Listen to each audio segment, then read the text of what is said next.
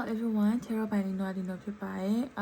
်နည်းနည်းလေးတော့ seasonal flu ဖြစ်နေတာမလို့တော့နှာတရှုံရှုံတော့ဖြစ်နေနေတယ်ပေါ့နော်ဆိုတော့ဒီနေ့ဗီဒီယိုက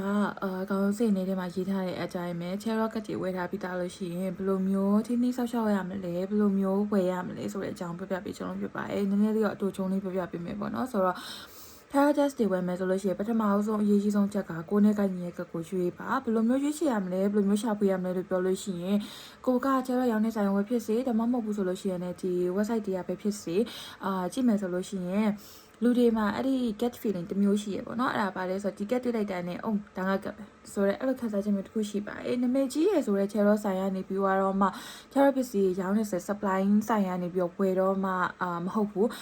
းလမ်းတော့လမ်းလာရင်လည်းတွေ့လိုက်တဲ့ကက်ကလည်းဒါငါကပ်ပဲဆိုပြီးခံစားလိုက်ရလို့ရှိရင်ငါကပ်ပါပဲဆိုတော့ဒီကစိတ်ထဲမှာthat is meant for me ဆိုတဲ့ဥစ္စာမျိုးကိုရွှေ့ချယ်စီရှင်နေပေါ့နော်ဒါငါအတွက်ဖြစ်တည်လာတာဒါငါအတွက်ကဒါငါဝယ်တဲ့နဲ့ကက်ဆိုတဲ့ဟာမျိုးကိုရွှေ့ချယ်ပါကိုတိုင်းက Chero ဟောချင်တာမျိုးဆိုလို့ရှိရင်တော့ပို့ပြီးတော့မှ spiritually ပေါ့နော် accurate ဖြစ်လေးနဲ့ရွေးချယ်စေချင်ပါတယ်ပို့ပြီးတော့မှဘယ်လိုခေါ်မလဲတွေ့ရကြပြန်ပို့ပြီးမွေးစေချင်ဘူးပို့ပြီးတော့မှဒီကက်ကိုငါတကယ်လိုချင်လားဒီကက်ကငါအိမ်ကိုတကယ်လိုက်ခဲ့ချင်လားငါကဒီကက်ကိုတကယ်အင်ခေါ်ဝါချင်လားအဲ့လိုမျိုးကိုမျိုးမေးပြီးတော့မှဝယ်စေချင်ပါတယ်အကယ်၍ကွာကြီးရိုင်းမဲ့အိမ်မှာဆောင်းထားချင်တာမျိုးဆိုလို့ရှိရင်တော့ကို့အတွက်စိတ်ထဲမှာဒါကငါအတွက်ပဲဆိုပြီးခံစားချက်ဖြစ်စေတဲ့ဟာမျိုးကိုဝယ်စေချင်ပါတယ်tarot cat လိုမျိုးဟာမျိုးတွေကတွေ့တိုင်းကြုံတိုင်းဝယ်လိုက်ပြီးတော့မှအိမ်မှာထားလို့ကောင်းတဲ့အရာတွေမဟုတ်ဘူးပေါ့နော်။ဘာလို့လဲဆိုတော့ tarot cat တွေကပြထားစရာကောင်းတဲ့ကတ်ဂိမ်းတွေမဟုတ်ပါဘူး။ဆိုတော့အဲ့ဒါလေးပြောချင်ပါတယ်။ tarot cat style မှာတို့နဲ့ဆိုင်ရာပိုင်းရရှိလို့ဆောက်ရှောက်နေတည်ရှိပါရှင်။ဆိုတော့နောက်တစ်ခါကျဘလို့ထင်းနေဆောက်ရှောက်ရမလဲ။ကိုကတော့ဝယ်လာပြီးဒါပေမဲ့ကိုကအပျော်တမ်းမဖြစ်တော့ကြောင့်မထင်းနေဆောက်ရှောက်နေအရင်မသိဘူးဆိုလို့ရှိရင် the best way ကတော့အိမ်မှာပေါ့နော်ကိုကဘယ်ဘာသာပဲကိုကွယ်ဖျားကတော့ရှိမှာပဲလေနော်။ဆိုတော့ဖျားစင်ပေါ်တင်ထားတာပဲဖြစ်ဖျားရှိမှထားတာပဲဖြစ်ဒီအဓိကဒီ Tarot decks လေးကိုအဆောက်အအုံတွေဆောက်ရှောက်တွေပေါ့နော်ဒီကပြောင်းနေပဲပြလိုက်မယ်ပေါ့နော်ရှင်းပြလို့ရှင်းနေပို့ရှုပ်နေမှာဆိုတော့ချီချာရဒါလီနိုလို့ရှိရင်ဖျားစင်ပေါ်တင်လိုက်ပြီးဒီ Tarot decks ကိုဆောက်ရှောက်ဖို့ကိုအပေါင်းဒီ Tarot decks နဲ့ပတ်သက်ပြီးတော့မှဆောက်ရှောက်ဖို့ကိုမရှိသေးဘူးဆိုလို့ရှိရင်လည်းရှိလာမယ်ဆောက်ရှောက်ဖို့ကိုအပေါင်းကကျပါပါသေးချက်နာပါသေးနှလုံးစိတ်ဝင်အင်းချက်မှာစေပြီးတော့လို့ရှိရင်တကိုးအာနာကြီးပွားပြီးတော့မှအကျွန်ုပ်လက်ထဲရောက်လာကြည့်အချိန်မှစတင်၍တနေ့ပို့ပြီးတော့မှလွတ်လပ်ခြင်းတရားနဲ့တကိုးအာနာတရားတို့ရဲ့အကျိုးခံစား권ကိုရရှိလာကြပါစေအာနာတွေပြလာနိုင်ကြပါစေတို့တော်ပေမဲ့လည်းကောင်းသောအာနာပြခြင်းဖြစ်ကြပါစေဆိုတာမျိုးနဲ့ဒါစွတ်တောင်းမြတ်တာပို့ပေးတယ်ပေါ့နော်ဆိုတော့ဆောက်ရှောက်နေမရှိသေးဘူးဆိုလို့ရှိရင်လည်းဆောက်ရှောက်နေတီကဒါကတော့နှစ်တည်းတောင်းဝင်ရလာမယ်ပေါ့နော်ဆိုတော့ okayအဲ့လိုပုံစံမျိုးလေးနဲ့အပ်တယ်လို့ပြောရမှာပေါ့နော်ဆိုတော့ဒီ Tarot decks တွေကိုကိုနဲ့သက်ဆိုင်တဲ့စီကိုအရင်အပ်လိုက်တယ်ပြီးတော့မှဒါ cleansing တွေပါရေးကိုကလောက်တက်တယ်ဆိုလို့ရှိရင်လုပ်လို့ရတယ်မလုပ်တက်လို့ရှိရင်တော့မလုပ်နဲ့cleansing လုပ်ချင်ဆိုတာမျိုးကလည်းခက်မဟုတ်ဘူးအိမ်မှာဖျောင်းနိုင်ရှိရဆိုလို့ရှိရင်ဖျောင်းနိုင်အောင်ထွန်းတာပြောလို့ရှိရင်အမွှေးတိုင်းလေးကိုဒါဒီပေါ့နော်ကိုကလိုပေးနာကနေပြီးတော့ကိုယ်မပြောတတ်ဘူးမလုပ်တတ်ဘူးဆိုလို့ရှိရင် cleansing နဲ့ပတ်သက်တဲ့ဟာတခုကိုဖွင့်ထားပြီးတော့မှအမွှေးတိုင်းလေးနဲ့ cleansing လုပ်ပြီးရုံပဲဖြစ်ပါတယ်ဆိုတော့cleansing လုပ်ပြရတော့လွယ်တယ်ဒါပေမဲ့ကိုကမလုပ်ရဘူးဆိုလို့ရှိရင်လည်းလုပ်စရာမလိုဘူးဒီက cleansing လုပ်တဲ့ဥစ္စာတွေ YouTube မှာအများကြီးပဲရှိတယ်ရှာထားပြီးသွားလို့ရှိရင်ဒီ Tarot decks နားတွေမှာအဲ့ဒါလေးကိုဖွင့်ထားပြီးရုံနဲ့လည်း cleansing လုပ်ပြီးလို့ရတယ်ဟုတ် okay ပါနောက်တစ်ခုကကြတော့ဒီတော့ဒီ Tarot decks တွေကိုဘယ်လိုပုံစံမျိုးလေးထားတင်လဲဆိုလို့ရှိရင်ကြတော့တချို့ Tarot decks တွေက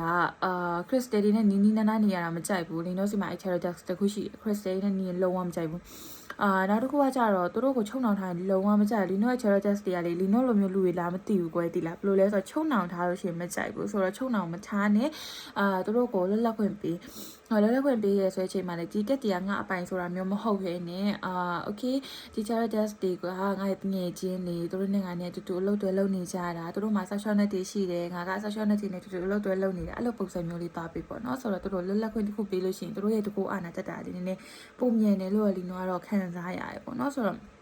it's just my opinion so you don't really have to do it နောက်တစ်ခုကကြတော့ဒီမေတ္တာပို့ပေးတာမျိုးပေါ့နော်ဆိုတော့ဗုဒ္ဓဘာသာကြီးကတော့မေတ္တာပို့ပေးတာမျိုးဒါပေမဲ့ခြားဘာသာကြီးမှာလည်းအဲ့လိုမျိုးပုံစံတူလေးရှိရဆိုလို့ရှိရင်လိုက်လုပ်ကြည့်လို့ရတယ်ပေါ့နော်ဒီကက်ကိုဆောက်ရှောက်နေဒီချက်မှာပါသိချင်တာပါစေဆိုပြီးတော့မှမေတ္တာပို့ပေးပါတယ်အမြဲတမ်းလိုမေတ္တာပို့ပေးရဲတတိယလည်းမေတ္တာပို့ပေးရဲ Tarot decks ကိုင်ကနေလည်းမေတ္တာပို့ပေးရဲပြီးတော့ထားရဆိုတဲ့နေရာမှာ sorry စကားကြော်သွားတယ်ထားရဆိုတဲ့နေရာမှာလည်းတချို့ဒီ Tarot decks တွေကဘယ်လိုရှိလဲဆိုလို့ရှိရင် crystal နားထားလို့ရှိရင်အမှားတွေထွက်တာ အဲ့ဒါလေးတလားဒီနော်စီ dust တော်တော်များများမှာဖြစ်တယ်ခုနှစ်ခုမှာ9ခုလောက်က crystal နဲ့ကတ်သွားပြီဆိုလို့ရှင်မှားပါမရတော့ပြန်ချော့ရပြီအဲ့လိုမျိုးလေးရှိတတ်တယ်ပေါ့နော်ဆိုတော့ကိုယ့်ရဲ့ test ကဘယ်လိုပုံစံမျိုးလဲဆိုတာကိုလေ့လာစီခြင်းနဲ့လေ့လာဆိုတာလည်းစက်တက်ပြီးမှလေ့လာလို့ရမှာလीเนาะဆိုတော့ကိုယ့်ရဲ့ gut feeling ကိုအဲ့ချိန်ကြလို့ရှိရင်ရှုံးမဒီဟာက crystal နဲ့ထားလိုက်လို့ရှိရင်ပို့ပြီးတော့မှ energy ကောင်းတယ်လို့ခံစားရဆိုလို့ရှိရင်ထားအကယ်၍အဲ့ချိန်မှာရုပ်ထက်ကြီး energy မကောင်းလို့ခံစားလိုက်ရဆိုရှင်တော့မလုံနဲ့ပြီးတော့ cleansing လုပ်တဲ့ချိန်တိုင်းမှာလည်းcleansing လုပ်လိုက်လို့ကိုယ့်ဘက်ကနေပြီး positive energy ကိုခံစားရဆိုရှင်တော့ cleansing ပုံမှန်လုပ်ပြီးဒါပေမဲ့ကိုလုံးနေ cleansing ပုံစံနဲ့ဒီ text နဲ့အဆင်မပြေနေဘူးကိုယ့်ရဲ့စိတ်ထဲမှာလည်းဒါကြီးအဆင်မပြေလို့ခံစားရဆိုလို့ရှင်တော့အဲ့ gut feeling ကိုရှုံးပြီးတော့မှဆက်မလုပ်ပါနဲ့ဆိုတော့get feeling ကိုအမြဲတမ်းရှုံမှာဒီအလုပ်ဒီ get feeling နေပြီးတော့လို့ရှိရင်ဒီပြင်းမလို့ရှိရကွာတဲ့လားအတွင်းအတိလို့ခေါ်မလားအဲ့အရာနဲ့အလုပ်လုပ်ကြပြည့်အချောင်းမလို့ကိုယ့်ရဲ့ character နဲ့ပတ်သက်လို့ရှိရင် logic ကအရင်မတွေးပဲနဲ့ကိုယ့်ရဲ့စိတ်နှလုံးထဲရတဲ့အားအရာကိုပို့ပြီးတော့မှယုံကြည်စေချင်ပါတယ်အရင်ကြီး logic တွေးတဲ့လူဆိုလို့ရှိရင်တဲ့မလားဥမာမျိုးပြောပြရနော်တဖူးကြလို့ရှိရင်ဆိုပြီးတော့မှချက်ချီဗီဒီယိုသွားမေးတာမရှိမနိုင်အရာကိုသွားမေး Google မှာသွားရှာတဖူးရဲ့ဒီဘေကဒါပါဆိုပြီးအဲ့လိုမျိုးဖတ်တဲ့ဟာမျိုးကိုလုပ်ချင်တယ်ဆိုလို့ရှိရင်တော့ဖြစ်နိုင်လို့ရှိရင် tarot test မွေးပါနဲ့ tarot ဆရာမစီမှာတော့မို့ tarot ဆရာစီမှာသွားမေးတာကပို့ပြီးတော့အကျွေးဖြစ်ပါလိမ့်မယ်ဆိုတော့ဒါလေးတော့ရှိပါတယ်ပြီးတော့ Terra Dex တွေကိုဖြစ်နိုင်လို့ရှိရင် insert မလုပ်ပါနဲ့ပေါ့နော်ဘယ်လိုမျိုးလုပ်တာမျိုးလဲလို့ပြောလို့ရှိရင်ဒါက Terra Dex တစ်ခုပါဒီတိုင်းမျိုးဝယ်ထားတာလေကျမ်းမဲ့အပြောအဲ့လိုမျိုးလေးမပြောမိပါစေနဲ့ဒါလေးကတော့ဝန်နေပြတာဖြစ်ပါတယ်ဒီလိုမျိုးလေးသင်ဆောက်လို့ရပါတယ် quick ဆိုပြီးတော့မှအရင်လောင်းဖြစ်သွားတယ်တောင်းမှပါတယ်ကျေးဇူးရည်တင်ပါတယ်ရှင်နောက်နေ့ကျမှ pick up ပိုင်းနဲ့ပဲပြန်တွေ့ကြပါမယ် bye bye